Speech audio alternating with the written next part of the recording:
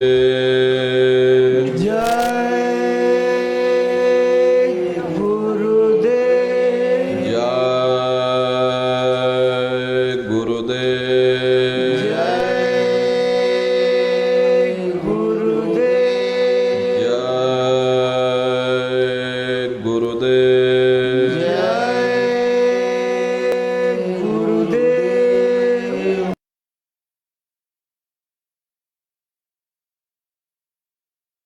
मान शब्द स्वरूप परम पूज्य स्वामी जी महाराज के श्री चरणों में कोटि कोटि नमन प्रणाम करते हुए इस सत्संग समारोह में पधारे हुए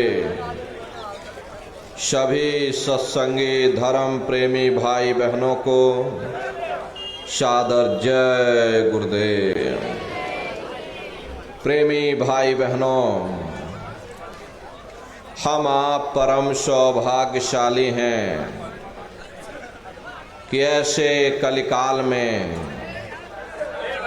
हम लोगों को ये मानव तन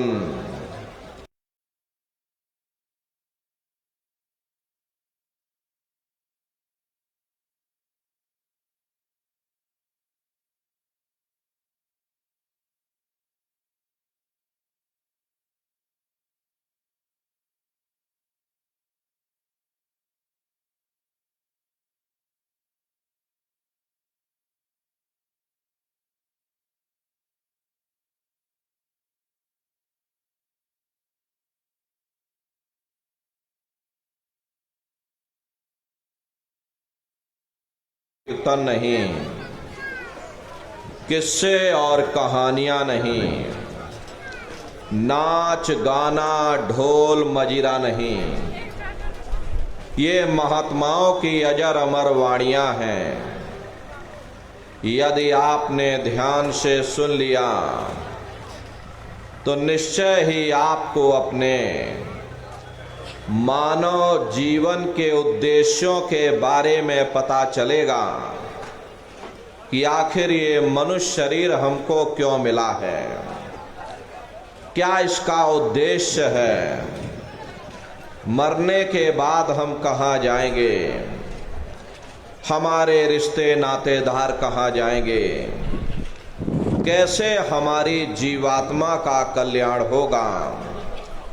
इन सभी प्रश्नों की जानकारी आपको सत्संग के माध्यम से प्राप्त होगी। इसलिए प्रेमी भाई बहनों, एक एक वचन को बड़े ध्यान के साथ आप लोग सुनिएगा और समझने की कोशिश करिएगा। प्रेमी भाई बहनों, यह मनुष्य शरीर हम लोगों को बड़े सौभाग्य से प्राप्त हुआ। ये जीवन बहुत अनमोल है। उस परम पिता परमात्मा ने हमको यह जीवन केवल इसीलिए दिया है ताकि हम जीते जी उस प्रभु की भक्ति करके अपनी जीवात्मा का कल्याण करा सकें। ये पांच तत्वों का पुतला, ये पंच भौतिक शरीर हम लोगों को एक निश्चित समय के लिए मिला हुआ। एक निश्चित समय को हम आप नहीं जानते हैं, किंतु जिसका ये मकान है, जिसका ये शरीर है, वो अवश्य ही जानता है। और समय पूरा हो जाने पर मकान मालिक जबरदस्ती इस मकान को खाली करवा लेगा। उस समय न जमीन जायदाद काम आएगी, ना ये धन संपत्ति काम आएगी। जीवात्मा को निकाल करके इस शरीर से बाहर कर दिया जाएगा।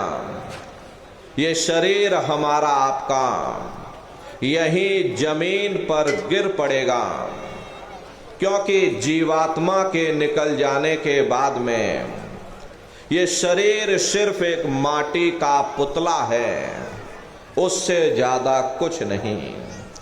इसीलिए महात्मा समझाते हैं कि भाई मिली नरदेह यह तुमको, बनाओ काज कुछ अपना और पचो मत या इस जग में, जानियो रैन का सपना।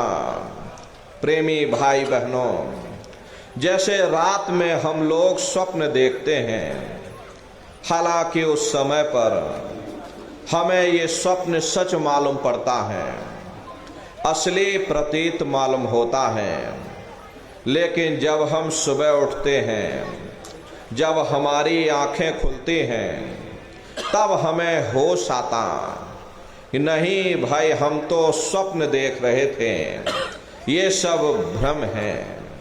ठीक उसी प्रकार से ये दुनिया भी 10-20-100 साल का स्वप्न है। अब आप कहोगे हम जाग रहे, परंतु प्रेमी भाई बहनों, ऐसा हरगिज नहीं है।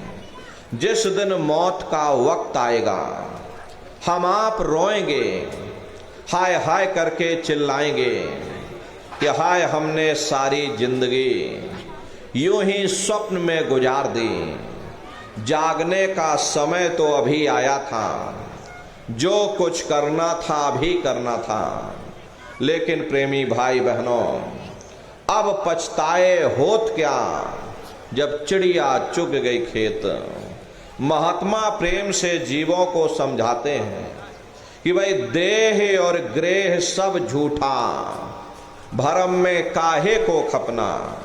ये घर बार हमारा अपना नहीं, ये पराया देश है, ये सराय खाना है, ये मुसाफिर खाना है। ये शरीर भी तुम्हारा अपना नहीं, ये भी काल का पिंजरा है, किराए का मकान है, पराया मकान है। किसी को 40-50 साल के लिए मिला, किसी को 80-90-100 साल के लिए मिल गया। जितने जितने श्वास उस मालिक ने बख्शे हैं, उसे भुगतने के बाद में हमें शरीर को यहीं छोड़ जाना। श्वास दुधारा नित्य ही जारी, एक दिन खाली चाम। प्रेमी भाई बहनों, एक तालाब पानी से चाहे कितना भी क्यों ना भरा हो, आप एक छोटी सी नाली काट कर खोल दीजिए, तालाब में छोटा सा छेद कर दीजिए, तो सारा पानी ही तालाब से बाहर निकल जाएगा। ठीक उसी प्रकार से हमारा ये शरीर भी श्वासों का भंडार है। जब तक श्वासों का भंडार जारी है, तब तक हम दुनिया के काम में उलझे हुए। लेकिन जिस वक्त ये श्वासों का भंडार खाली होगा, टेलीफोन खड़क जाएंगे, तार पहुंच जाएंगे, संदेश पहुंच जाएंगे, सब रिश्ते नातेदार, सब कुटुंब परिवार वाले, सब अड़ोस पड़ोस वाले मिनटों सेकंडों में इकट्ठा हो जाएंगे। प्रेमी भाई बहनों, जिस शरीर से तुम इतना प्रेम किया करते थे, उसे कोई एक रात भी घर में रखने को तैयार नहीं होता, मामूली कष्ट नहीं होता। मौत के समय में घनघोर पीड़ा होती है, जनमत मरत दुसह दुख होई। सहजो बाई ने बयान किया है कि सहजो मौत आइया, अंग अंग दिया तोड़, और हिया जरे छाती फटे, उठे पीर घनघोर। गुरु महाराज हमारे सत्संग में फरमाते थे कि जैसे 1,00,000 बिच्छू एक साथ मिल करके हमारे शरीर पर डंक मारें, उससे भी लाखों करोड़ों गुना ज्यादा मौत के समय में दर्द होता है। जब मृत्यु आती है तो किस तरह से प्राण निकलते हैं, प्राणों के निकलने की क्या प्रक्रिया होती है, पहले उसे आप अच्छी तरह से समझिए। सिमटत भास श्वास उठ जावे और प्राण पति जम सिमट समावे, उस समय हमारी श्वासें रुक जाती, शरीर की चेतना पीछे सिमटने लगती, तो सबसे पहले गुदा चक्र टूटता है, क्योंकि गुदा चक्र में पृथ्वी का वास होता। गुदा चक्र टूट करके ऊपर इंद्रिय चक्र में समा जाता, इंद्रिय चक्र में जल का वास होता, यानी जल ने पृथ्वी को घोल दिया। फिर जब इंद्रिय चक्र टूटेगा तो ऊपर नाभि चक्र में समा जाएगा, नाभि चक्र में अग्नि का वास होता, यानी अग्नि ने फिर जल को सुखा दिया। ये नीचे से सिमटाव होता है, नीचे से ऊपर की ओर सिमटाव होता। फिर जब ये नाभि चक्र टूटेगा तो हृदय चक्र में समा जाएगा, हृदय चक्र में वायु का वास होता, यानी वायु ने अग्नि को अपने में समाहित कर लिया और इस तरह से वायु आकाश में उड़ गई। ये आंखों की पुतलियां ऊपर पलट जाती हैं, मुंह खुला का खुला रह जाता। महात्मा कहते हैं कि भाई जब यह कर्म कलाय उपजावे और बुद्धि सुरत की यान दबावे, जब यह जीवात्मा पांचों तत्वों को लांग करके जल पृथ्वी अग्नि वायु आकाश पांचों तत्वों को लांग करके ऊपर आती हैं, तो काल दाड़ में आन दवानी और जब ढरके नैनन से पानी, जब काल अपनी दाढ़ में दबाता है उस समय नेत्रों से पानी निकलता है, इंद्रियां टूट टूट करके चकनाचूर हो जाती हैं, सब रिश्ते नातेदार खड़े रह जाएंगे, लगे टकटकी दिखे न भाई, वाह समय को करे सहाई। उस समय जीव टकटकी लगाकर देखता है कि कोई मेरी मदद कर दे, कोई मेरी सहायता कर दे, कोई मुझे बचा ले। लेकिन प्रेमी भाई बहनों, सब भाई बंधु नात रिश्तेदार खड़े रह जाते, डॉक्टर वैद्य हकीम सब घेरे रह जाते, लेकिन उस समय आपको कोई बचा नहीं पाता। यमदूत आते हैं, प्राणों की डोरी को तोड़ देते और जीवात्मा को खींच करके इस शरीर से बाहर कर दिया जाता। जैसे ही तुम्हारी जीवात्मा शरीर से अलग हुई, ये शरीर हमारा मिट्टी हो जाता। फिर इस मिट्टी को एक रात अपने घर में कोई रखने को तैयार नहीं होता। अरे आपके कितने भी सगे संबंधी क्यों ना हो, खास नात रिश्तेदार क्यों ना हो, लेकिन एक रात कोई घर में मट्टी रखने के लिए तैयार नहीं होते। कहते भाई जल्दी करो जल्दी करो, अब इनकी शक्ल देखने में हमको डर लग रहा, जल्दी से बाजार से कफन खरीद के लाओ, जल्दी से लकड़ियां खरीद के लाओ, जल्दी से चिता तैयार करो, इनको घर में से जल्दी से उठा ले जाओ, वहीं शमशान भूमि पर जला देना। ये जो घर में इनके कपड़े लत्ते पड़े हुए, हर इनके कपड़े लत्ते भी उठा ले जाओ, वहीं शमशान भूमि पर जला देना। जिस बिस्तर पर ये लेटे रहे, ये बिस्तर भी अशुद्ध हो गया। अब इनकी छुई हुई चीज हमको घर में एक नहीं चाहिए, इसलिए इनका बिस्तर भी उठा ले जाओ, वहीं शमशान भूमि पर जला देना। लेकिन उसने कोई सोने की अंगूठी पहनी होगी, उसे धीरे से उतार करके जेब में रख लोगे, बस वही एक अशुद्ध नहीं होगा और बाकी सब अशुद्ध हो जाएगा। हरे महात्मा कहते हैं कि भाई कुटुंब परिवार मतलब का बिना धन पास नहीं जाए। ये रिश्ते नातेदार, ये कुटुंब परिवार वाले, ये सब स्वार्थ के संगी साथी हैं। हरे प्रेमी भाई बहनों, आज तुम्हारी जेब में पैसा है तो सब जैसे तैसे तुमसे रिश्तेदारियां कायम कर लेंगे, लेकिन आज जेब खाली हो जाए तो कोई किसी को याद करने वाला नहीं। 13 दिन बाद 13वीं मना दोगे, लड्डू पूड़ी पकवान बना करके खिला दोगे, फिर जाने वाले को कोई याद नहीं करता। अभी बूढ़े बुजुर्गों से पूछा जाए कि क्या तुमको तुम्हारे माँ बाप की याद आती है, तो कहेंगे भाई नहीं आती। अरे क्यों नहीं आती? तुम्हारे माँ बाप थे, तुमको पाला पोसा बड़ा किया, खुद बेचारे भूखे रहे होंगे, लेकिन तुम्हारा पेट पाला होगा। तुमको तुम्हारे माँ बाप की याद क्यों नहीं आती? क्योंकि तुम्हारे सामने तुम्हारे लड़के बच्चे हो गए, तुम्हारे नाती पोता पंती और संती हो गए, इसलिए तुम अपने माँ बाप की यादों को धीरे धीरे भूल गए और नई यादों में धीरे धीरे बस गए। ऐसे ही प्रेमी भाई बहनों, एक दिन सब तुमको भी भूल जाएंगे, कोई किसी को याद करने वाला नहीं। ये कहानी तो शमशान भूमि पर समाप्त हो गई। उधर देखो क्या होता, तुम्हारी जीवात्मा को ले जा करके ऊपर धर्मराज की कचहरी में पेश कर दिया जाएगा। वहां पलक झपकते ही तुम्हारे अच्छे और बुरे कर्मों का हिसाब किताब हो जाएगा। धर्मराज तुमको सजा सुना देंगे, ले जाओ इनको फलाने नरक में डाल दो, क्योंकि मैंने इनको मौका दिया था जब ये माँ के गर्भ में उल्टे लटके हुए थे, सिर इनका नीचे था, पैर इनके ऊपर थे।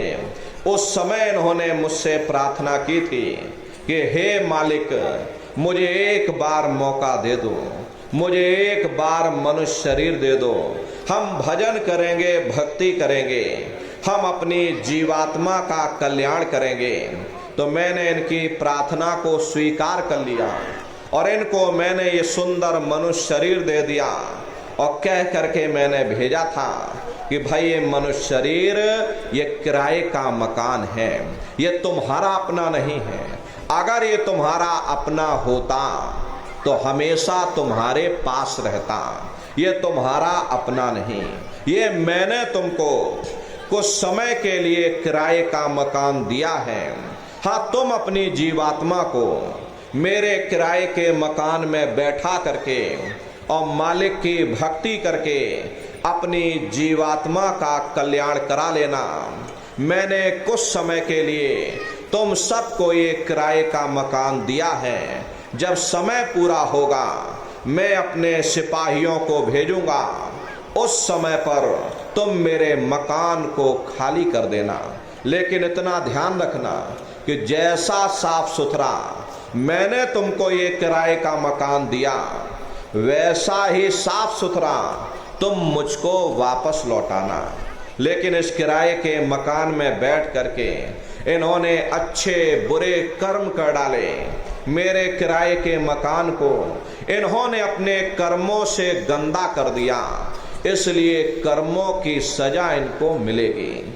ले जाओ इनको फलाने नरक में डाल दो। महात्मा कभी झूठ नहीं बोलते।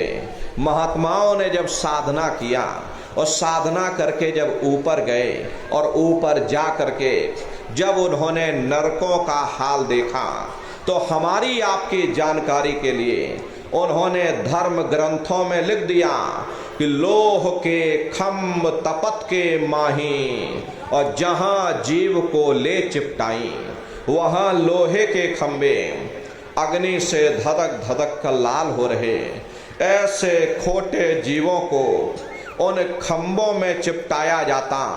जीव हाय हाय करके तड़फता है, तड़फ तड़फ जीव जुलम बुखारी, और तपत खम्भ दुख उपजे भारी।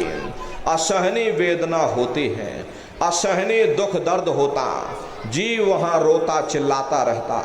लाखों लाख जोजन मील तक तुम्हारे रोने और चिल्लाने की आवाज जाती है, लेकिन प्रेमी भाई बहनों, वहां कोई तुम्हारी पुकार सुनने वाला नहीं, कोई तुम्हारी दर्द भरी आवाज को सुनने वाला नहीं।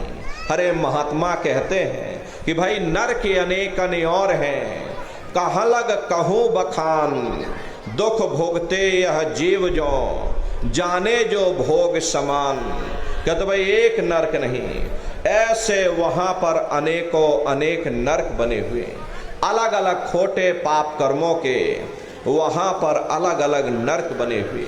ये जीव अपने अपने कर्म के अनुसार अनंतों अनंत युगों तक, वर्षों की बात नहीं कर रहे, अनंतों अनंत युगों तक जीव नरकों की यातनाओं को भोगता रहता। और नरकों की यातनाएं भोगने के बाद में इसी जीवात्मा को सीधे मनुष्य शरीर नहीं दिया जाता, बल्कि इसे 4 खान और 84 लाख योनियों में डाल दिया जाता। जैसे बच्चा होता है, बच्चा पहले कक्षा 1 पास करेगा, फिर कक्षा 2 में जाएगा, ऐसे ही वहां पर भी पूरा चैनल बना हुआ। नरकों की यातनाओं को भोगने के बाद में इन्हीं जीवात्माओं को 4 खान 84 लाख योनियों में डाल दिया जाता। प्रेमी भाई बहनों, ये 4 खान 84 लाख योनियां ये कोई मामूली योनियां नहीं होती। 4 खान का मतलब होता है अंडज, पिंडज, उपमज, स्थावर। ये 4 खाने होती हैं। पहली श्रेणी तो इन पेड़ पौधों की होती है जिनके अंदर पानी का तत्व मौजूद होता। कभी ये भी मनुष्य हुआ करते थे, लेकिन आज अपने कर्मों का भोग पा रहे एक जगह पर बेचारे खड़े हुए हैं। दूसरी श्रेणी कीड़े मकोड़ों की आती हैं जिनके अंदर पृथ्वी और अग्नि का तत्व मौजूद होता। तीसरी श्रेणी पंछियों की आती है, चौथी चौपाए जानवरों की आती है, और 5वीं स्वयं इंसान की आती है जिसके अंदर 5 तत्व जल, पृथ्वी, अग्नि, वायु, आकाश, 5 तत्व मौजूद होते। प्रेमी भाई बहनों, ये 4 खाने हैं, इनकी अलग अलग कुल 84 लाख योनियां होती हैं। अब आप पेड़ पौधों को देखिएगा तो नीम का पेड़ अलग है, पीपल का पेड़ अलग है, छौकर का पेड़ अलग है। ऐसे ही अलग अलग प्रजातियों के कीड़े मकोड़े, अलग अलग प्रजातियों के पशु पंछी, कुल मिलाकर के 84 लाख योनियां हैं। हम दुनिया के जीव नरकों की यातनाओं को भोगने के बाद में इन्हीं 84 लाख योनियों में डाल दिए जाते हैं। मामूली कष्ट नहीं होता। अरे हमको आपको गर्मी लग गई तो हम लोग छाया में आ गए, सर्दी लग गई कंबल रजाई ओढ़ लिया, भूख लग गई तो रोटी खा ली, बीमार हो गए तो अस्पतालों में चले गए, अपना अपना इलाज करवा लिया।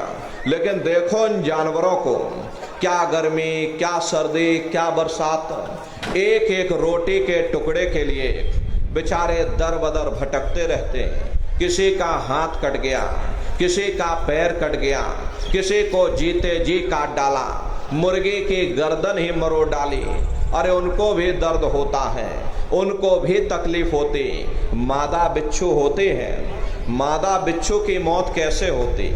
मादा बिच्छू जब अपने बच्चे को जन्म देती है तो उसी के बच्चे अपनी भूख को मिटाने के लिए अपनी माँ की पीठ पर चढ़ जाते हैं और उसी के मांस को नोच नोच करके खाते हैं। वो तड़फती रहती है, कराहती रहती है, लेकिन जब तक हड्डी हड्डी न बच जाए उसके बच्चे अपनी माँ की पीठ से नीचे नहीं उतरते। ऐसे न जाने कितने जीव जंतु इस संसार में भरे पड़े हुए।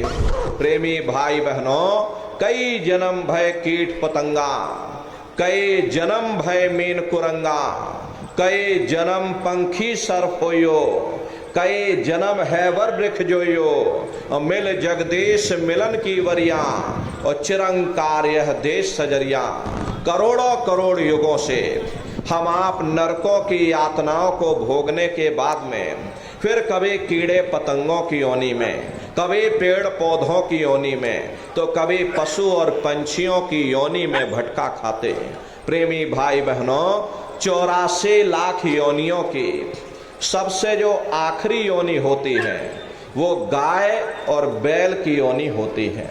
गाय स्त्री का रूप लेती है और बैल पुरुष का रूप लेते हैं। ये 84 लाख योनियों की सबसे आखिरी योनि यानी कि अंतिम पायदान होता है। उसके बाद तब जाकर के हम लोगों को दोबारा फिर से मनुष्य शरीर प्राप्त होता। इसीलिए कहा गया कि बड़े भाग्य मानुष तन पाया, कोट जन्म जब भटका खाया। कोटान कोट जन्म जन्मांतरों तक अलग अलग योनियों में भटकने के बाद में तब बड़े सौभाग्य से हम लोगों को ये मनुष्य शरीर प्राप्त हुआ।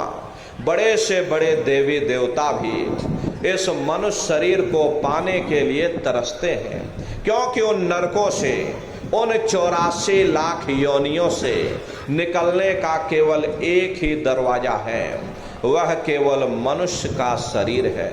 इसे मनुष्य रूपी मंदिर में बैठ करके हम उस परमात्मा की भक्ति कर सकते। इसीलिए संतों महात्माओं ने इस पंच भौतिक शरीर को सच्चा हरि मंदिर कहकर याद किया कि हरि मंदिर यह शरीर है और ज्ञान रतन प्रकट होए, ये असली हरि मंदिर है। जब भी वो मालिक मिलेगा इसी हरि मंदिर के अंदर मिलेगा। इसे पंच भौतिक शरीर को गुरु नानक साहब ने नर नारायणी देह कहकर याद किया। ये वो देह है जिसमें नारायण स्वयं विराजमान है। वो नारायण जब भी मिलेंगे तुम्हें तुम्हारे अंदर मिलेंगे। यही कबीर साहब ने लिखा है कि जो तिल माही तेल है, जो चकमक में आग, और तेरा साईं तुझ में, और जाग सके तो जाग। जिस तरह से तिल में तेल होता है, पत्थर में अग्नि होती है, ठीक उसी तरह से वो मालिक हर एक के घट घट में, हर एक के वजूद के अंदर बैठा हुआ। यही आपकी धर्म पुस्तकों में भी लिखा है कि अरे मोको का धूड़े रे बंदे, मैं तो तेरे पास में, और ना तीरथ में ना मूरत में, मैं तो हूँ विश्वास में। ना मैं तीरथ में मिलूंगा, ना मैं मूरत में मिलूंगा, ना मैं अन्य किसी कर्म कांड में मिलूंगा, ना मैं ग्रंथों में मिलूंगा, ना मैं पोथियों में मिलूंगा, ना मैं किताबों में मिलूंगा। चाहे सारी उम्र बैठ करके तुम किताबें पढ़ते रहो। हरे प्रेमी भाई बहनों, बड़ी सीधी सी बात है, ये अगर खाना बनाने की किताब सारी उम्र बैठ करके पढ़ते रहोगे कि भाई खाना ऐसे बनता है और खाना वैसे बनता है, खाने में नमक डाला जाता है और खाने में तेल डाला जाता है, तो कभी तुम्हारा पेट नहीं भर सकता। जब तक आप खाना बनाओगे नहीं, उसे खाओगे नहीं, कभी तुम्हारा पेट नहीं भर सकता। हम वेदों की निंदा नहीं करते, हम ग्रंथों की निंदा नहीं करते, हम गीता कुरान बाइबल की निंदा नहीं करते। अरे वेद शास्त्र गीता कुरान बाइबल कहते हैं कि भाई मनुष्य के अंदर अंड खंड ब्रह्मांड है, स्वयं वो परमात्मा इसके अंदर बैठा हुआ। चलो अंदर चलो, अंदर चल करके उस परमात्मा का दर्शन दीदार करो। अब सवाल ये उठता है, भाई आखिर हम अपने अंदर जा करके उस परमात्मा का दर्शन कैसे करेंगे? तो इसके लिए संतों महात्माओं ने केवल 3 साधन बताए। साधन 3 सार्युन वर्णे, और साधन सब थोथे मान। इस कलयुग में उस मालिक को पाने के लिए महात्माओं ने केवल 3 साधना बताई। पहला है सुमरन, दूसरा है ध्यान, और तीसरा है भजन। सुमरन कहते हैं मालिक को याद करना, ध्यान कहते हैं दृष्टि को एकाग्र करना, और भजन कहते हैं कान में उंगली डाल करके उस शब्द को सुनना, उस नाम को सुनना, उस देववाणी आकाशवाणी को सुनना जो 24 घंटे तुम्हारे अंदर गूंज रही।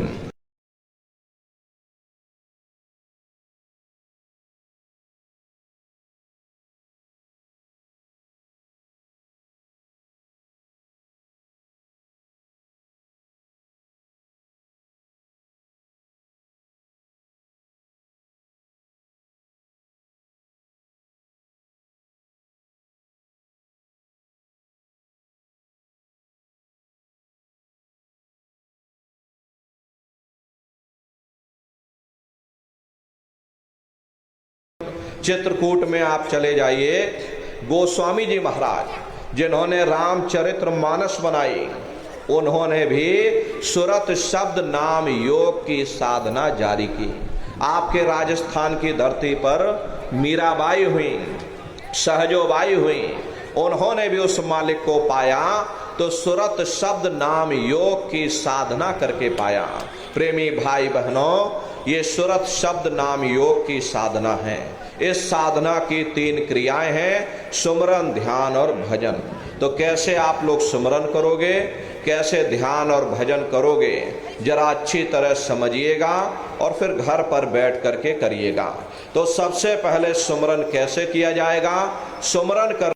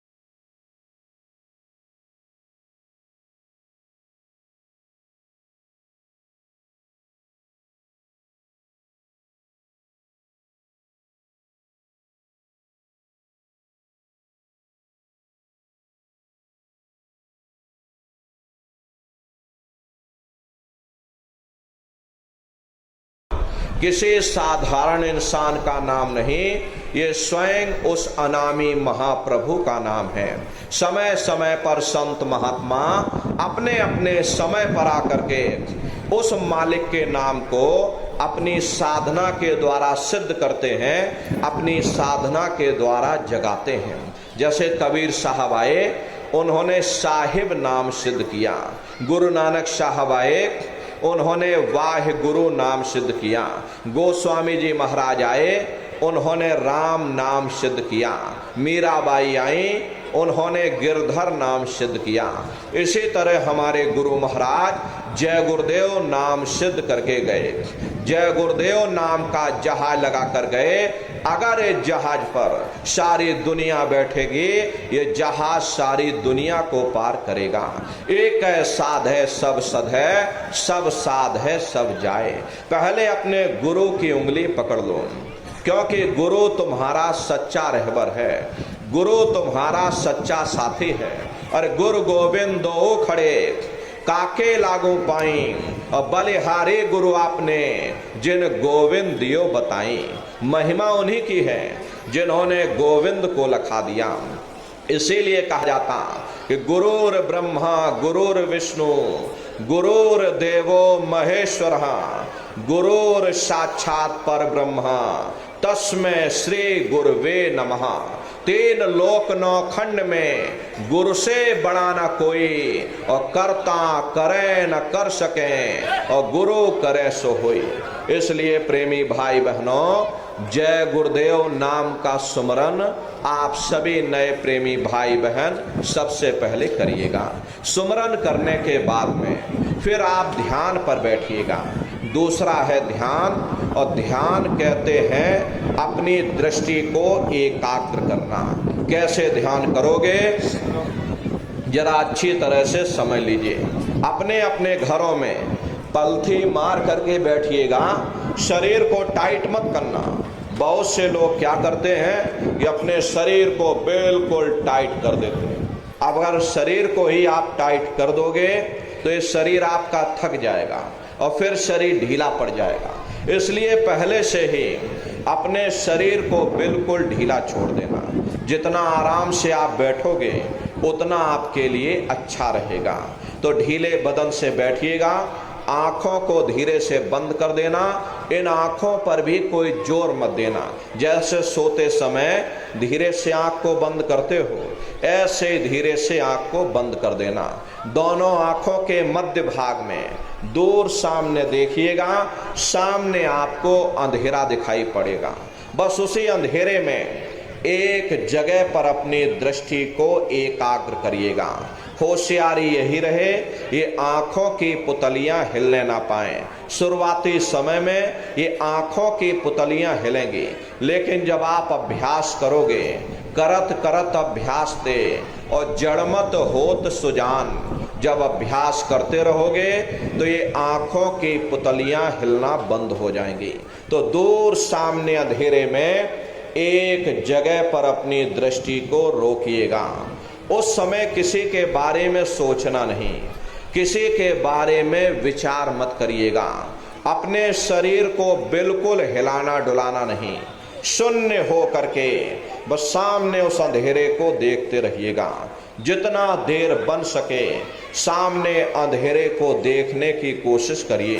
देखते देखते देखते देखते आपकी दृष्टि अंधेरे में एकाग्र हो जाएगी, और जैसे ही आपकी दृष्टि उस अंधेरे में एकाग्र होगी तो सुई की नोक के बराबर काले में भी काला बिंदु, बड़ा चमकीला बिंदु होगा, तारे की तरह चमचम चमचम चमकेगा, वो सामने आपको दिखाई पड़ जाएगा। जब वो चमकदार बिंदु सामने दिखाई पड़ जाए तब आप अपनी दृष्टि को उस बिंदु पर एकाग्र करिएगा। जब आप अपनी दृष्टि बिंदु पर एकाग्र कर लोगे तो वही बिंदु दरवाजा है, वो दरवाजा खुल जाएगा, ये शिव नेत्र खुल जाएगा, ये दिव्य दृष्टि खुल जाएगी और आप दरवाजे के अंदर दाखिल हो जाओगे। एक बार प्रेमी भाई बहनों ये दिव्य दृष्टि खुल जाए, फिर क्या भूत, क्या भविष्य, क्या वर्तमान, कोई भेद आपसे गुप्त नहीं रहेगा। लाखों वर्ष पहले क्या हुआ था, भविष्य में क्या होने वाला है, आप बैठ करके ध्यान में सब कुछ देख सकते हो। तो यह है ध्यान करने का तरीका। और तीसरा है भजन। गाने बजाने का नाम भजन नहीं है, नाच गाना ढोल मजीरा का नाम भजन नहीं है। भजन कहते हो उस रूहानी आवाज को सुनना जो 24 घंटे तुम्हारे अंदर गूंज रही। तो कैसे भजन करोगे जरा अच्छी तरह समझिएगा। ये दोनों उंगली कानों में डाल करके ये कानों को बंद कर देना। कान इसीलिए बंद किए जाते हैं ताकि बाहर की कोई आवाज सुनाई ना पड़े। अपनी सुविधा से बैठिएगा, कुर्सी पर चाहे कुर्सी पर बैठ जाओ, सोफे पर चाहे सोफे पर बैठ जाना, या कोई तकिया इस तरह से रख लेना और दोनों कोहनी यहाँ रख करके दोनों उंगली कानों में डाल करके ये कानों को बंद कर लेना। बहुत सी हमारी माताएं बहनें बूढ़े बुजुर्ग आपके घुटनों में दर्द होता है, रीढ़ की हड्डी में दर्द होता, आप बैठ करके नहीं कर पाते हो तो आप लेट करके करिएगा। ऐसे सीधे लेट जाना, लेटे लेटे आंख और कान को बंद कर देना। मतलब तो आंख और कान को बंद करना है, चाहे आप लेट करके करो चाहे आप बैठ करके करो, लेकिन इतना ध्यान रखिएगा कि कहीं लेटे लेटे हम सो ना जाएं, इसलिए चेत करके रहिएगा। यही कहा गया कि आंख कान मुख बंद कराओ, अनहद झिंगा शब्द सुनाओ। यानी पहले अपनी आंख को बंद करो, अपने मुख को बंद करो, दोनों उंगली कानों में डाल करके ये कानों को बंद कर लो और ऊंचे से ऊंचा ध्यान दे करके गौर से आवाज को सुनने की कोशिश करो। प्रेमी भाई बहनों, जब आप अपने कानों को बंद करके ऊंचा ध्यान दे करके गौर से सुनोगे तो आपको ऐसा अनुभव होगा कि कहीं सीटी जैसी आवाज हमारे कानों में गूंज रही है। टी,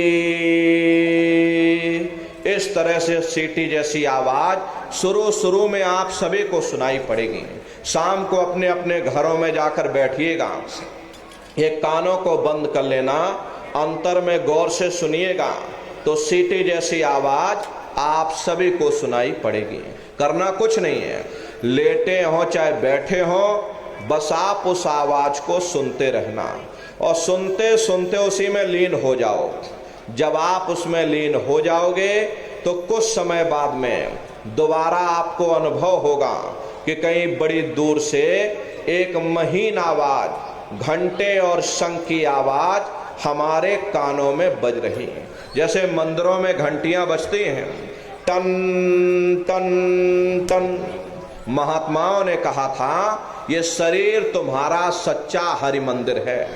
इसी हरि मंदिर के अंदर घंटे और शंख की आवाज 24 घंटे हो रही। उसी घंटे शंख की आवाज को महात्माओं ने शब्द कहा। अरे आपके धर्म पुस्तकों में लिखा है कि पोथी पढ़ पढ़ जग मुआ, पंडित भया न कोई, और 2.5 अक्षर प्रेम का, पढ़े सो पंडित होई। दुनिया वाले कहते हैं कि 2.5 अक्षर का मतलब प्रेम है। प्रेम नहीं है, प्रेम में तो मात्रा लगी हुई। यहाँ पर जिस 2.5 अक्षर का वर्णन उन महात्माओं ने किया वो है शब्द, शा आदा बा और दा। उसे शब्द को महात्माओं ने नाम कहा। कलयुग केवल नाम यधारा, सुमिर सुमिर नर उतर ही पारा। कलयुग में केवल नाम का आधार है। वो नाम तुम्हारे अंदर 24 घंटे गूंज रहा। तो उसी घंटे शंख की आवाज को महात्माओं ने शब्द या नाम कहा। उसी को ईसा मसीह साहब ने वर्ड या लागस कहकर याद किया। उसी को गुरु नानक साहब ने अनहद वाणी कहकर याद किया। चीन में जो महात्मा हुए उन्होंने इसको ताओ कहकर याद किया, और हिंदू महात्माओं ने इसे देववाणी, आकाशवाणी कहकर के याद किया। प्रेमी भाई बहनों, वो घंटे और शंख की आवाज आपको सुनाई पड़ेगी, लेकिन शुरुआती समय में आपको ऐसा मालूम पड़ेगा कि कहीं बड़ी दूर पर घंटियां बज रही, टन टन टन, लेकिन सुनाई हर एक को पड़ेगी। प्रेमी भाई बहनों, जब घंटे शंख की आवाज आपको सुनाई पड़ने लग जाए तब आप उस आवाज को पकड़ लेना, उसको सुनने लग जाना। जब आप उसको सुनने लग जाओगे तो वो आवाज धीरे धीरे बढ़ना शुरू होगी, और बढ़ते बढ़ते इस कदर बढ़ेगी कि आपके रोम रोम में घंटे और शंख की आवाज गूंजने लग जाएगी। बड़ी घनघोर आवाज होती है, बड़ी मधुर वो आवाज होती। ये दुनिया के संगीत कुछ नहीं है। जब आप उस रूहानी संगीत को सुनोगे, इतना भारी आनंद आपके ऊपर छा जाएगा, इतनी खुशी आपको होगी, अरे ऐसा नशा आपके ऊपर चढ़ जाएगा, इतना आप उस आवाज में खो जाओगे या आप सारी दुनिया को भूल जाओगे। प्रेमी भाई बहनों, शंकर भगवान को वही नशा चढ़ा था। शंकर भगवान कोई गांजा भांग नहीं पीते थे। ये तो हमने आपने शंकर भगवान को भी बदनाम कर दिया कि शंकर भगवान गांजा भांग पीते थे, तो चलो हम भी गांजा भांग पिएंगे। लेकिन नर नारियों, शंकर भगवान ने कभी गांजा भांग नहीं पिया। शंकर भगवान जिस नशे में लीन रहते थे वो नाम का नशा था, वो ध्यान का नशा था, वो भक्ति का नशा था। जब आप उस आवाज को सुनोगे तो वो आवाज आपको अपनी ओर खींचेगी, आपको नशा चढ़ जाएगा।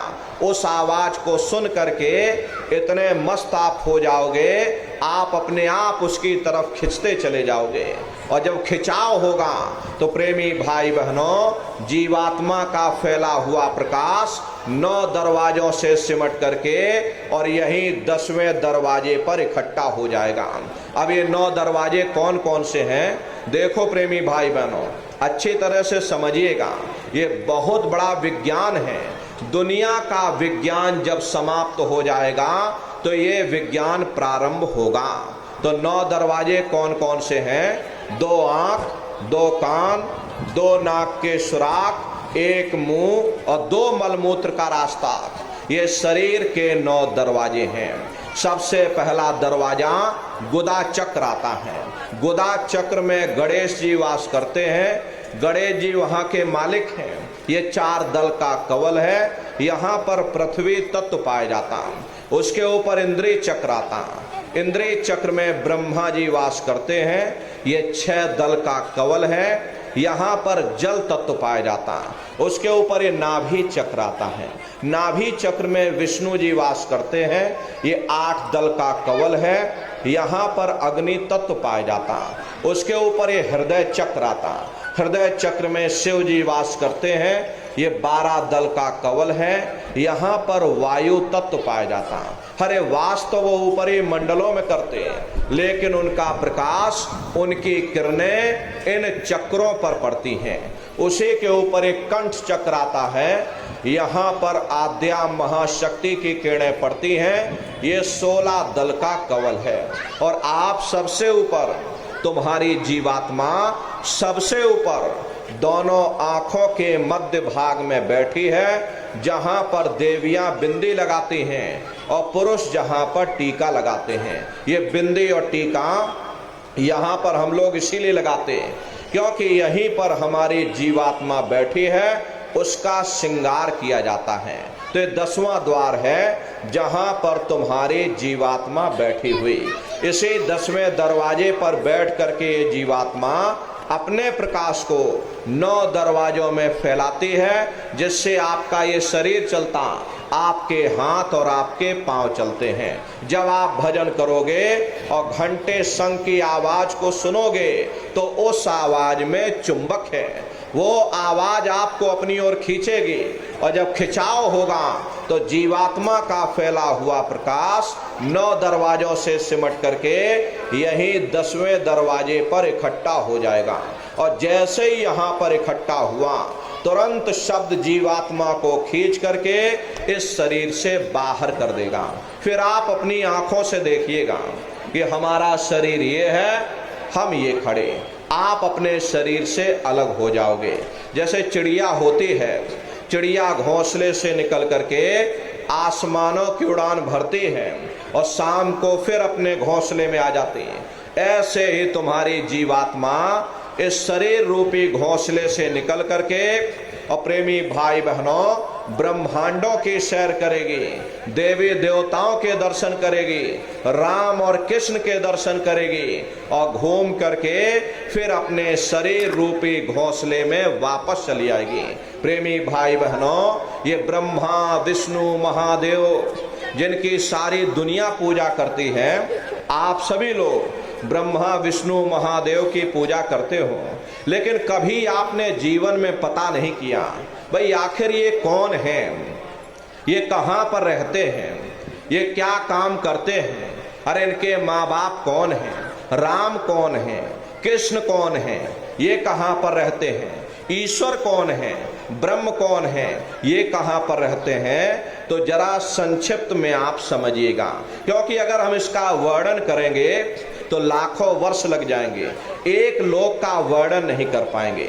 इतने विशाल ऊपर लोक बने हुए, लेकिन संक्षिप्त में आपको हम बता रहे हैं कि किन किन मंडलों को पार करते हुए तुम्हारी ये जीवात्मा अपने 5वें मंडल पर यानी कि सचखंड में पहुंचेगी। कौन कौन से लोग बीच में आपको मिलेंगे, तो जरा संक्षिप्त में आप समझिएगा।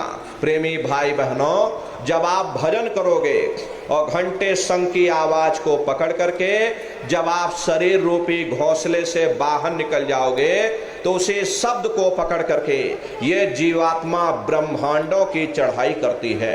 पलक झपकते यह जीवात्मा खरबों योजन ऊपर चली जाती है।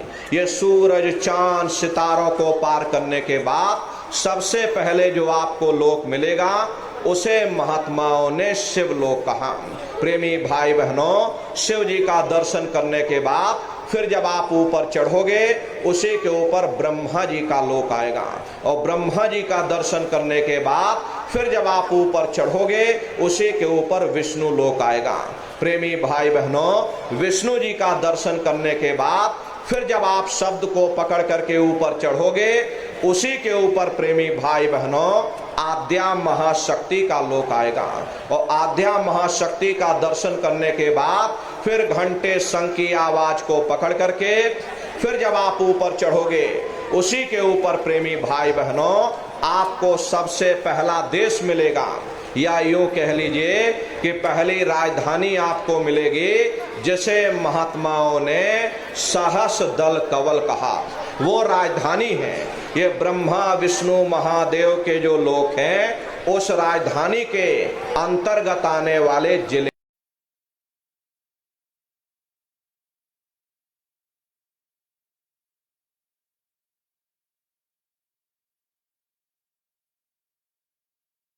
भोजन बलधारी रे, और ब्रह्मानंद संत जन बिरला, कोई समझे बात हमारी रे।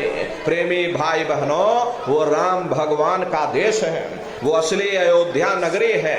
राम जी का दर्शन करने के बाद में फिर तुम्हारी ये जीवात्मा दूसरे मंडल के शब्द को पकड़ करके दूसरे मंडल की चढ़ाई करेगी। श्याम तज श्वेत को गहना, सुरत को तान धुन सुनना, और बंक के द्वार धस बैठो, और त्रिकुटी जाय कर लेना।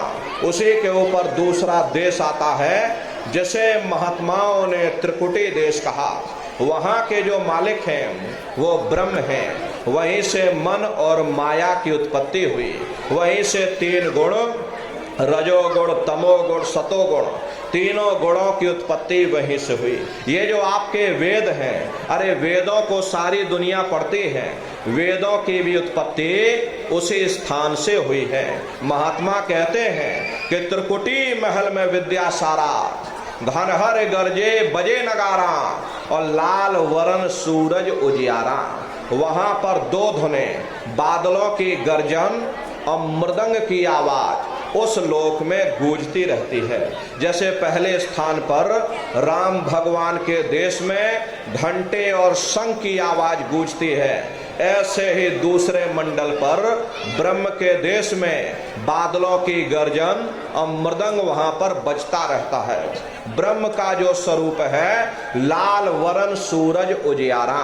ये सूरज कुछ नहीं, ऐसे तुम लाखों लाख सूर्य इकट्ठे करोगे तो वहां का एक सूर्य बनेगा।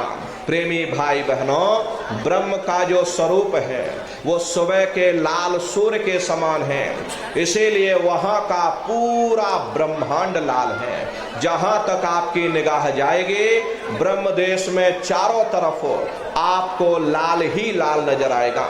महात्मा जब साधना करके वहां पहुंचे तभी महात्माओं ने लिख दिया, लाली मेरे लाल की, और जित देखूं तो लाल, और लाली देखन में गई, और मैं भी हो गई लाल।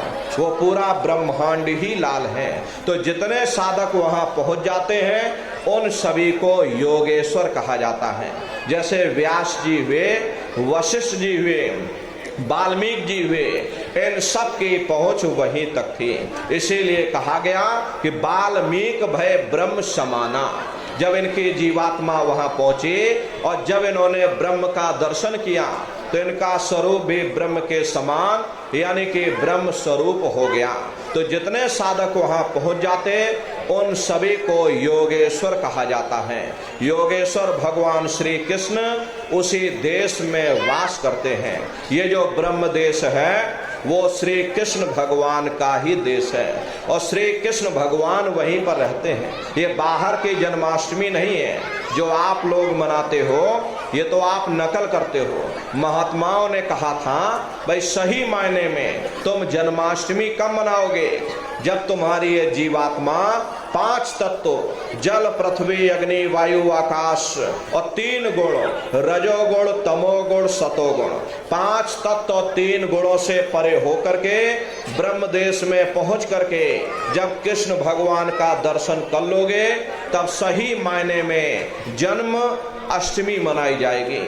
वहां कृष्ण भगवान का दर्शन करने के बाद फिर तुम्हारी ये जीवात्मा तीसरे मंडल के शब्द को पकड़ करके और तीसरे मंडल की चढ़ाई करेगी।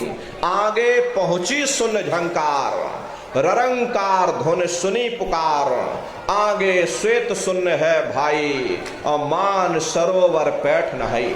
उसी के ऊपर तीसरा देश आता है जिसे महात्माओं ने सुन्न देश कहा। उसी को रारंग देश कहा जाता, उसी को अक्षर और नेति कहा जाता। वहां के जो मालिक हैं वो रारंग पुरुष यानी कि पार ब्रह्म पुरुष हैं। वहां किंगरी और सारंगी दो धुनें उस लोक में गूंजती रहती है। और पार ब्रह्म पुरुष का जो स्वरूप है वो पूर्णमासी के चंद्रमा के समान बड़ा ही मनमोहक स्वरूप है। इसी स्थान पर प्रेमी भाई बहनों एक बहुत बड़ा अमृत का सरोवर बना, जैसे महात्माओं ने मान सरोवर कहा। जब तुम्हारी ये जीवात्मा उस मान सरोवर में स्नान कर लेगी तो जन्म जन्मांतरों के मैले पाप कर्म साफ हो जाएंगे। अरे यहाँ के पानी से तुम्हारे कर्मों की सफाई नहीं होने वाली। ये बाहर का पानी तुम्हारे शरीर के मैल को धो सकता है, लेकिन जो पापों का मैल है, जो अंतःकरण में कर्मों की गंदगी जमा है, वो जब साफ होगी जब आप तीसरे मंडल पर पहुंच करके उस गंगा में डुबकी लगाओगे। उसमें स्नान करने के बाद ये जीवात्मा हंस रूप हो जाती है। हंसन मिले हंसा हो जाई, मिले जो अमी हारा है। जीवात्मा का खुद का प्रकाश उस अमृत के सरोवर में स्नान करने के बाद 16 सूर्य के बराबर हो जाता। तो फिर यही जीवात्मा चौथे मंडल के शब्द को पकड़कर चौथे मंडल की चढ़ाई करती है। दो पर्वत के संग निहारो, भंवर गुफाते संत पुकारो। दो पर्वतों को पार करने के बाद वो बड़ा सुंदर देश आता, जैसे महात्माओं ने भंवर गुफा कहा। वहां के जो मालिक हैं वो सोहंग पुरुष हैं, और सोहंग पुरुष का दर्शन करने के बाद ताके परे धाम सतनामा और बीन बजे सतलोक ठिकाना। सोहंग देश के ऊपर वो पांचवा देश आता, जिसे महात्माओं ने सचखंड देश कहा। वो सचखंड देश अजर अमर अविनाशी सदा एक रस रहने वाला देश है। वहां न काल है, न कर्म है, न दुख है, न संताप है, न पुण्य है, न पाप है। जो जीवात्माएं वहां पहुंच जाती हमेशा के लिए जन्म मरण के बंधनों से आजाद हो जाती। वहां के जो मालिक हैं वो सतपुरुष भगवान हैं, जिनके रोम रोम में खरबों खरब सूरज चांद सितारे प्रकाशवान। वही हमारे आपके सच्चे मालिक हैं, वही हमारे आपके सच्चे पिता हैं। अरे हमको आपको वहीं से नीचे उतारा गया, फिर शब्द को पकड़ करके शब्द शब्द पौड़ी पर चढ़कर और पहुंचो सचखंड सतनाम। प्रेमी भाई बहनों, तो शब्द कब पकड़ में आएगा? जब आप भजन करोगे। और भजन कैसे किया जाएगा जरा अच्छी तरह समझ लीजिए। ये दोनों उंगली कानों में डाल करके ये कानों को बंद करिएगा, लेकिन मन को रोकिएगा। ऐसे समय पर तुम्हारा ये मन जरूर भागेगा। अभी आप यहाँ सत्संग में बैठे हो, शरीर तुम्हारा यहाँ बैठा, लेकिन मन सारी दुनिया में भाग रहा। किसी को पानी पीने जाना, मन पानी पीने पहुंच गया। कोई बाल बच्चों को घर में छोड़ कर आया, मन बाल बच्चों में पहुंच गया। कोई दुकान दफ्तर छोड़ करके आया, मन दुकान दफ्तर में पहुंच गया। कोई खेती बाड़ी छोड़ करके आया, शरीर बेचारा यहाँ बैठा, मन खेत में जुताई कर रहा। तो ऐसे भजन से कोई लाभ नहीं होगा। जिन्होंने मार मन डाला उन्हीं को सूरमा कहना, और बड़ा बैरी ये मन घट में इसी का जीतना कठना। अगर दुनिया में कोई हमारा दुश्मन है वो केवल हमारा मन है। ये मन रूपी रावण कब मरेगा? जब 9 द्वारों पर फतेह हासिल करके तुम यहाँ 10वें द्वार पर चढ़ जाओगे, तब सही मायने में दशहरा मनाई जाएगी। अरे बाहर की दशहरा नहीं है जो लकड़ी का रावण बना देते हो और फूंक फांक करके घर चले आते, कहते भाई हमने रावण मार दिया। अरे महात्माओं ने कहा था भाई सही मायने में तुम दशहरा कब मनाओगे? जब 9 द्वारों पर फतेह हासिल करके तुम यहाँ 10वें द्वार पर चढ़ जाओगे, तब सही मायने में विजयदशमी मनाई जाएगी। तब ये मन रूपी रावण तुम्हारा मरेगा। तब तुम्हारी ये जीवात्मा, अरे इसी जीवात्मा को महात्माओं ने राम भी कहा। आपकी धर्म पुस्तकों में लिखा है, एक राम दशरथ का बेटा, एक राम घट घट में लेटा, एक राम का सकल पसारा, एक राम है सबसे न्यारा। एक वो राम है जो अयोध्या के वासी हैं, और एक राम घट घट में लेटे, यानी हमारी आपकी जीवात्मा जो हर एक के अंदर मौजूद है। महात्माओं ने कहा भाई एक वो राम है, और एक राम का सकल पसारा, यानी पहले स्थान के मालिक वो निरंजन भगवान, जिनको दुनिया त्रिलोकीनाथ कहती है, जिनका ये पूरा पसारा पूरा संसार है। महात्माओं ने कहा भाई एक वो राम है, और एक राम है सबसे न्यारा। पांचवें स्थान के मालिक वो सतपुरुष भगवान जो हमारे आपके सच्चे पिता हैं। महात्माओं ने कहा भाई एक वो राम है, तो महात्मा तो उस राम की महिमा गाते हैं। मोटी बात आप पकड़िए कि भजन कैसे करोगे, ये आंख और कान को बंद कर लेना, ऊंचा ध्यान दे करके अंतर में सुनिएगा। शुरू में सीटी जैसी आवाज आप सभी को सुनाई पड़ेगी, उसे आप पकड़ लेना, सुनते रहना, सुनते सुनते उसी में लीन हो जाना। जब आप उसमें लीन हो जाओगे तो कुछ समय बाद में दोबारा आपको अनुभव होगा कि कहीं बड़ी दूर से एक महीन आवाज, घंटे और शंख की आवाज हमारे कानों में बज रही। जब घंटे शंख की आवाज आपको सुनाई पड़ने लग जाए, तब आप सीटी की आवाज को छोड़ देना और घंटे शंख की आवाज को पकड़ लेना। एक बार प्रेमी भाई बहनों आप उस आवाज को पकड़ लो, फिर वो आवाज आपको नहीं छोड़ेगी, खींच करके शरीर से बाहर कर देगी। फिर रोज आना, रोज जाना, रोज ब्रह्मांडों की सैर करना, रोज देवी देवताओं के दर्शन करना, रोज राम और कृष्ण के दर्शन करना, और घूम करके फिर अपने शरीर रूपी घोंसले में वापस चले आना। तो ये सुमरन, ध्यान और भजन तीन क्रियाएं आपको बताई गई। रास्ता सच्चा है, आप करोगे आपको अनुभव होगा, दिखाई भी देगा और सुनाई भी पड़ेगा। लेकिन नित्य नियम से अभ्यास करिएगा, नागा नहीं होना चाहिए।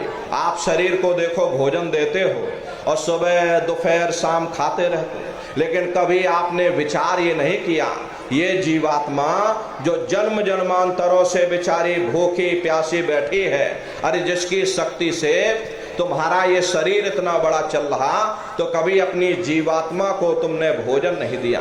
अरे इसका भोजन शब्द है, इसका भोजन नाम है। अपना ये नियम बनाइए कि पहले अपनी जीवात्मा को हम भोजन देंगे, फिर अपने शरीर को भोजन देंगे। अगर ये नियम आपका बन गया तो आपका लोक भी बन जाएगा और आपका परलोक भी बन जाएगा। प्रेमी भाई बहनों, उस मालिक को पाने के लिए तुम्हें घर बार छोड़ने की जरूरत नहीं है, तुम्हें समाज छोड़ने की जरूरत नहीं है, तुम्हें जात बिरादरी बदलने की जरूरत नहीं है। ये जात पात के रगड़े झगड़े ये हमारे अपने नहीं हैं, ये सिर्फ हमारे मन की खुराफात है। आप सभी लोग बुद्धिमान हो, अपनी अपनी बुद्धि से आप सभी लोग जरा विचार करिएगा। जब गुरु नानक साहब नहीं आए थे तब कोई सिख नहीं था, जब मोहम्मद साहब नहीं आए थे तब कोई मुसलमान नहीं था, जब ईसा मसीह साहब नहीं आए थे तब कोई ईसाई नहीं था, और पीछे लौटते चले जाओ तो केवल मनुष्य ही मनुष्य रह जाते। ये रगड़े झगड़े किसने पैदा किए? ये हमने आपने पैदा किए। अरे कोई भी महात्मा यहाँ पर आकर के ना कोई कौम बनाने आता, ना कोई मजहब चलाने आते, और ना ही आप हमारे हाथों में ये डंडे और तलवारें देने के लिए आते। अरे आप तो सच्चा मार्ग, सनातन मार्ग समझाने के लिए इस धरा भूमि पर शरीर रूप में अवतरित होते हैं। हरे प्रेमी भाई बहनों, अपनी बुद्धि से आप विचार करिएगा। सुपच जात के भंगी थे, रैदास जी जात के हरजन थे, और मीराबाई जात की छत्राणी थी। अगर वे सब उस मालिक को प्राप्त कर सकते हैं तो आप भी उस मालिक को प्राप्त कर सकते हो। जाति पाति पूछे नहीं कोई, और हर का भजय सो हर का हुई। लोग यहाँ जात पात बनाते बनाते मर गए, लेकिन ऐ नर नारियों, जब तुम्हारी ये जीवात्मा इस मनुष्य रूपी चोले को छोड़ करके ऊपर धर्मराज की कचहरी में पहुंचेगी, वहां न तुमसे ये पूछा जाएगा कि तुम किस जाति के हो, तुम किस कौम के हो, तुम किस मजहब के हो, तुम हिंदू हो या मुसलमान हो, तुम हिंदुस्तान से आए हो या तुम पाकिस्तान से आए हो। अरे वहां तुम्हारे कर्म देखे जाएंगे, भक्ति भाव देखा जाएगा, मालिक से मिलने का प्रेम और प्यार देखा जाएगा। इसीलिए महात्मा समझाते हैं कि भाई मालिक को पाने के लिए तुम्हें जात बिरादरी बदलने की जरूरत नहीं है, तुम्हें समाज छोड़ने की जरूरत नहीं है, तुम्हें घर परिवार छोड़ने की जरूरत नहीं है, तुम्हें जंगलों पहाड़ों में भटकने की जरूरत नहीं है, तुम्हें साधु सन्यासी और बाबा बनने की जरूरत नहीं है। अरे भाई तुम अपने अपने घर परिवार में रहो, अपने अपने बाल बच्चों के साथ रहो, अपने अपने समाज में रहो, समाज की रीत नीति के अनुसार रहो, मेहनत और ईमानदारी से काम करो और 24 घंटे में घंटा 2 घंटा अपनी जीवात्मा के कल्याण के लिए सुरत शब्द नाम की कमाई यानी सुमरन ध्यान और भजन करिएगा। प्रेमी भाई बहनों, यही दौलत तुम्हारे काम आएगी, बाकी सब यहीं पड़ा रह जाएगा। सुई की एक नोक भी तुम्हारे साथ में जाने वाली नहीं है। अरे बड़े बड़े राजे महाराजे आए, सारी जिंदगी उन्होंने ये किला बनाते बनाते गुजार दिया। आज उनके किलों को जाकर देखिए, आज खंडहर बने पड़े हुए। विश्व विजेता सिकंदर सारी दुनिया पर राज करने का ख्वाब देखता था, वो भी मुट्ठी खोल करके चला गया। कोई क्या साथ लेकर के जाएगा? जो चीज तुम्हारे साथ में जाने वाली है वो केवल परमात्मा की भक्ति है। इसलिए प्रेमी भाई बहनों, वो दौलत कमा लो जो अंत समय में तुम्हारे काम आवे, वरना ये समय तुम्हारा निकलता जा रहा, ये श्वासों की पूंजी दिन प्रतिदिन कम होती जा रही। एक समय ऐसा आएगा ये बुलबुला तुम्हारा फूट जाएगा, फिर ना जाने दोबारा ये मनुष्य शरीर मिले ना मिले। अरे भटकते रह जाओगे युगों युगों के लिए नरकों और चौरासियों में। इसलिए प्रेमी भाई बहनों, अहो भाग्य है आपका, आपको ये मनुष्य शरीर मिल गया। इस मनुष्य रूपी मंदिर में बैठ करके वो आत्मधन कमा लो, वो रूहानी खजाना कमा लो, जिससे तुम्हारी जीवात्मा का कल्याण हो जावे। तो सुमरन ध्यान और भजन नित्य नियम से करिएगा। और देखो प्रेमी भाई बहनों, सभी लोग शाकाहारी रहना, क्योंकि हमारे गुरु महाराज ने शाकाहार पर विशेष जोर दिया। गुरु महाराज हमारे कहते थे कि बच्चे बच्चियों, तुम लोग शाकाहारी रहना, शाकाहार का प्रचार करते रहना, इसी से देश और दुनिया में भारी परिवर्तन होगा। हरे प्रेमी भाई बहनों, परिवर्तन कोई कानून बनाने से नहीं होता, परिवर्तन कोई आंदोलन करने से नहीं होता, परिवर्तन कोई तोड़फोड़ करने से नहीं होता। परिवर्तन तब होता है जब लोगों के विचार बदलते हैं और लोगों की भावनाएं बदलती हैं। और विचार जब बदलेंगे जब लोगों का खान पान शुद्ध होगा। देसी कहावत है कि जैसा खाए अन्न और वैसा होए मन। जब इंसान पशुव्रती भोजन करेगा तो उसकी बुद्धि स्वतः ही पशुओं जैसी हो जाएगी, सोच विचार उसका चिंतन स्वतः ही पशुओं जैसा हो जाएगा। फिर ये शराब के नशे में माँ बहन बेटी की पहचान खत्म हो जाए, उस शराब को पी करके यह कैसे पता चलेगा कि क्या अच्छा और क्या बुरा है। यही कारण है कि आज घर समाज में ये दुनिया भर के अत्याचार और दुनिया भर के व्यभिचार फैले हुए। अरे हम लोग मंदिर बनवाते हैं, उन मंदिरों में नहा धो करके जाते हैं, कहते भाई परमात्मा के रहने की जगह है, हमको नहा धो करके जाना चाहिए, फूल अगरबत्ती ले जाना चाहिए। कोई उन मंदिरों में कूड़ा कचड़ा नहीं डालता।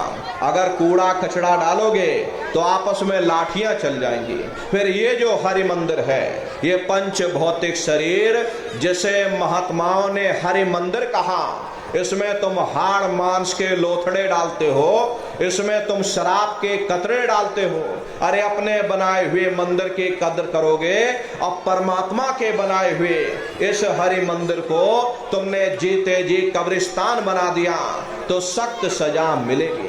हरे महात्माओं ने लिखा है कि तिल भर मच्छी खाई के कोटि गौ दे दान और काशी करवट जा मरे निश्चय नरक निदान।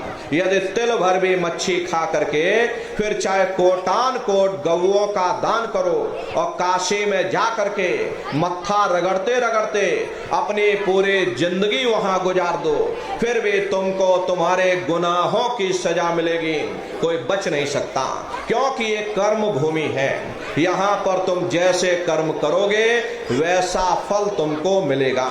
देखिए इस कर्म भूमि पर कृष्ण भगवान तक नहीं बच पाए। उस समय बाली को छिप करके बाण मारा, वही बाली कृष्ण अवतार में बहेलिया बन करके आ गया।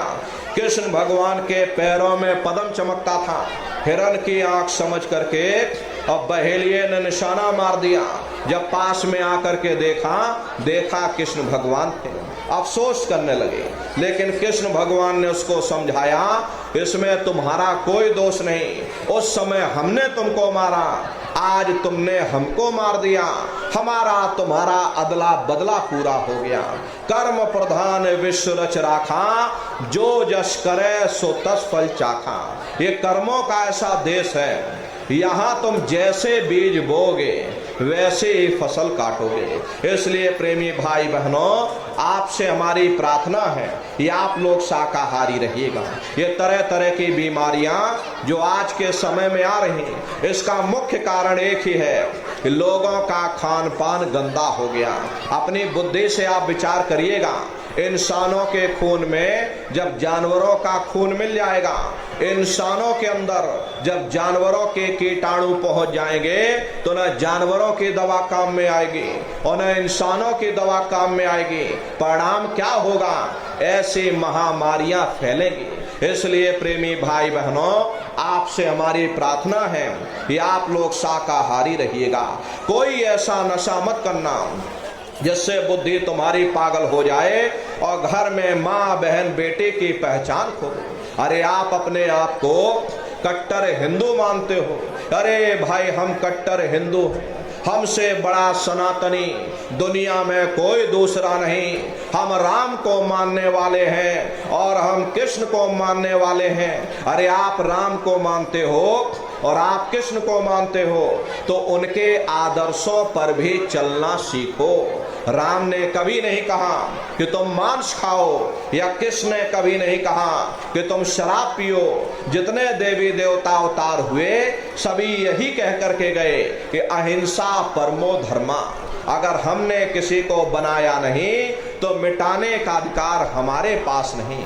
हरे नर नारियों, अरे आप इंसान हो, इंसान का काम है दया करने का, दया धर्म का मूल है। इसलिए आप जीवों पर रहम करो, रूहों पर रहम करो। सभी लोग शाकाहारी रहना, शाकाहार का प्रचार अपने अपने क्षेत्रों में बराबर आप लोग करते रहना। अरे सतयुग कैसे आएगा?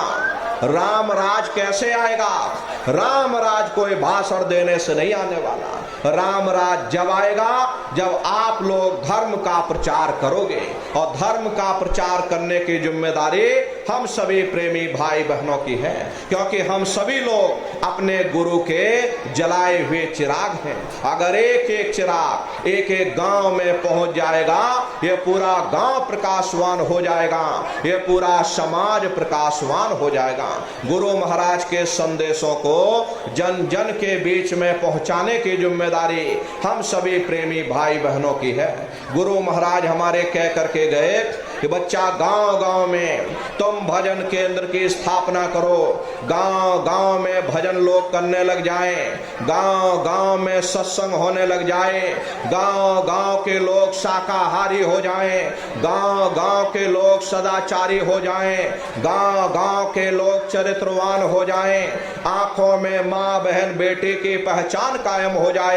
जब हमारा गांव बदल जाएगा, ये पूरा समाज बदल जाएगा, निश्चय ही कलयुग में सतयुग आ जाएगा। इसलिए प्रेमी भाई बहनों, धर्म के प्रचार में आप सभी लोग अपना अपना योगदान दीजिएगा। देखिए हमारे गुरु महाराज परम संत बाबा जय गुरुदेव जी महाराज ने एक अच्छे समाज के निर्माण के लिए चरित्रोत्थान के लिए और लोगों को शाकाहारी और सदाचारी बनाने के लिए 116 वर्ष की आयु तक अथक मेहनत और परिश्रम किया। हमारे गुरु महाराज ने अपने गुरु की याद में मथुरा आश्रम पर इतना विशाल मंदिर बनवाया। गुरु महाराज हमारे कहते थे कि बच्चा, मंदिर का वो देवता वहां पर बैठ करके बरकत बांट रहा। अरे आप लोग आइए, वहां कोई रुपया पैसा नहीं चढ़ाया जाता, कोई चंदा चुटकी नहीं।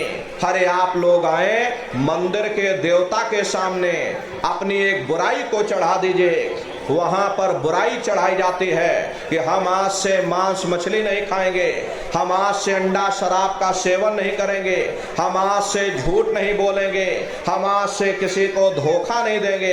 अरे आप अपनी एक बुराई चढ़ा दो, आपकी एक मनोकामना पूरी होगी। ऐसा वरदानी मंदिर गुरु महाराज ने अपने गुरु की याद में मथुरा आश्रम पर बनवाया। उन्हीं की याद में ये भंडारे का कार्यक्रम 20 दिसंबर से और 24 दिसंबर तक मथुरा आश्रम पर मनाया जाएगा। तारीख आप लोग याद रखिएगा, 20 दिसंबर से और 24 दिसंबर तक ये भंडारे का कार्यक्रम होगा। तो आप लोग इसमें पधारिएगा। देश के कोने कोने से दसियों लाख की संख्या में सत्संगी प्रेमी भाई बहन मथुरा दरबार में पधारते हैं। उनके रहने ठहरने के लिए अलग अलग जिलों के टेंट राउटी डेरे लगाए जाते, भोजन पानी के लिए अलग अलग जिलों के वहां पर भंडारे चलाए जाते। हजारों हजार की संख्या में बराबर वहां भंडारे चलते रहते। अपना बहुत बड़ा आश्रम है, करीब करीब 10 किलोमीटर के व्यास में अपना आश्रम बना हुआ, वहीं पर एक कार्यक्रम होता है। अपने आश्रम पर गुरु महाराज की एक छोटी सी गौशाला भी है। गुरु महाराज के पास में कुल 2 गाय थी। 2 गायों का ही इतना बड़ा परिवार है। आज के समय में करीब करीब 3000 गायें हैं और 3000 के ऊपर सांड हैं। गौशाला अलग है, नंदीशाला अलग है। प्रेमी भाई बहनों, उसी के बगल में अपना एक बहुत बड़ा विद्यालय है जिसमें 2500 से 3000 बच्चे निःशुल्क विद्या अध्ययन करते हैं। आप लोग पधारिएगा, जब भी आपको मौका मिले आप लोग पधारिएगा। अभी भंडारे का ये कार्यक्रम होने जा रहा 20 दिसंबर से और 24 दिसंबर तक। तो प्रेमी भाई बहनों, भंडारे के कार्यक्रम में आप सभी प्रेमी भाई बहन सब परिवार सादर आमंत्रित हैं। आप लोग पधारिएगा। अपने अपने बच्चों को भी साथ में लेकर के आया करिए। हम लोग ये सोचने लगते हैं, अरे बच्चों को क्या करेंगे ले जाकर, ये बच्चे छोटे हैं, अरे इनको घर में रहने दो, इनको पढ़ाई लिखाई करने दो, अभी इनकी पढ़ाई लिखाई की उम्र है। ये सत्संग सुनना, ये भजन पूजा पाठ करना, ये तो हम लोगों का काम है। इन बच्चों को घर पर पढ़ाई लिखाई करने दो। प्रेमी भाई बहनों, बस यहीं पर हम आप धोखा खा जाते हैं। अरे पढ़ाई लिखाई जरूरी है, हम ये बात आपकी मानते हैं कि आज के समय में शिक्षा बहुत जरूरी है। अरे हमको भी गुरु महाराज ने पढ़ाया लिखाया, हमको अंगूठा छाप नहीं, गुरु महाराज ने हमको भी पढ़ाया लिखाया। लेकिन प्रेमी भाई बहनों, पढ़ाई लिखाई के साथ साथ अच्छे संस्कार भी जरूरी है। और संस्कार कोई MA BA की डिग्री करने से नहीं पढ़ते, संस्कार कोई डिप्लोमा करने से नहीं पढ़ते। अगर MA BA की डिग्री करने से बच्चों के अंदर संस्कार पड़ जाते तो हिंदुस्तान में इतने वृद्धाश्रम न खोले गए होते। अरे संस्कार पड़ेंगे सत्संग के माध्यम से, संस्कार पड़ेंगे वचनों के माध्यम से। प्रेमी भाई बहनों, ये बच्चे देश के भविष्य हैं। इन बच्चों के अंदर अच्छे संस्कार डालना ये समय की बहुत बड़ी मांग है। आज के समय में बच्चों के अंदर संस्कार की कमी देखी जा रही, वरना पहले के समय में अकेले माँ बाप अपने 4-4 बच्चों को पाल लेते थे। लेकिन आज के समय में वही 4-4 बच्चे वही MA BA और डिग्री और डिप्लोमा किए हुए बच्चे अपने माँ बाप को रोटी नहीं खिला पा रहे। शादी हो जाती है, घर परिवार बांट करके रख दिया, जमीन जायदाद बांट करके रख दी, चूल्हा चौका बांट करके रख दिया, यहाँ तक कि बेचारे माँ बाप को भी बांट करके रख दिया। 10 दिन तुम हमारे घर में छोड़ दो और 10 दिन बाद तुम अपने घर में ले जाना। प्रेमी भाई बहनों, ये संस्कारों की बहुत बड़ी कमी है। माताओं बहनों, ये बच्चे तुम्हारी धरोहर है, ये बच्चे तुम्हारी पूंजी है। अरे अपनी पूंजी को संभाल करके रखिए, इनको आप बचपन से तैयार करिएगा, इनको अच्छी शिक्षा आप देना, इनको अच्छे संस्कार देना, इनको शाकाहारी बनाना, इनको सदाचारी बनाना, इनको चरित्रवान बनाना। अरे इनको भी तुम राम और कृष्ण बना दो। यही बच्चे बड़े हो करके माँ बाप का नाम रोशन करेंगे, घर और समाज का नाम रोशन करेंगे। इसलिए प्रेमी भाई बहनों, हमारी आपसे प्रार्थना है, ये अपने अपने बच्चों के साथ, इष्ट मिष्ट परिवार वालों के साथ आप सभी प्रेमी भाई बहन भंडारे के कार्यक्रम में सपरिवार सादर आमंत्रित हैं। आप लोग पधारिएगा और सुमरन ध्यान और भजन बराबर आप लोग करते रहना। इतना जान लो प्रेमी भाई बहनों, ये रास्ता बिल्कुल सच्चा है। आप करोगे, आपको अनुभव होगा, दिखाई भी देगा, सुनाई भी पड़ेगा। अरे आपका लोक भी बन जाएगा, आपका परलोक भी बन जाएगा। इसी के साथ अब हम अपनी वाणी को विराम देते हैं। आप लोगों ने अपना कीमती समय हमको दिया, इसके लिए आप सभी प्रेमी भाई बहनों को बहुत बहुत साधुवाद है। कहने सुनने में यदि हमसे कोई गलती हुई हो, अरे हम तो छोटे हैं, आप सभी लोग हमारी माताएं बहनें बूढ़े बुजुर्ग हमको छोटा समझ करके आप सभी प्रेमी भाई बहन हमको क्षमा कीजिएगा। बोलो जय गुरुदेव। भाई बहनों, अभी हम नीचे उतर जाएंगे, बारी बारी से आप लोगों से मिल भी